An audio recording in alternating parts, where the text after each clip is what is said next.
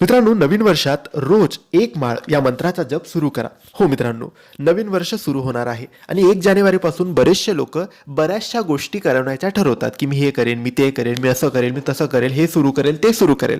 परंतु तुम्हाला दुसरं काही जमलं नाही तरी तुम्ही या मंत्राचा जप सकाळी किंवा संध्याकाळी 1 जानेवारीपासून सुरू करा. फक्त देवघरात बसायचं, माळ घ्यायची आणि या मंत्राचा जप करायचा. दुसरी कोणतीच सेवा तुम्ही केली नाही तरी चालेल, फक्त हा मंत्र जप तुम्ही करायचा आहे. हा स्वामींचा मंत्र जप आहे, ही स्वामींची सेवा आहे. महिला, पुरुष, शिकणारी मुलं कोणीही हे करू शकतात. जर तुम्ही काहीतरी नवीन करायचं ठरवलं असेल तर तुम्ही इथून सुरुवात करू शकतात.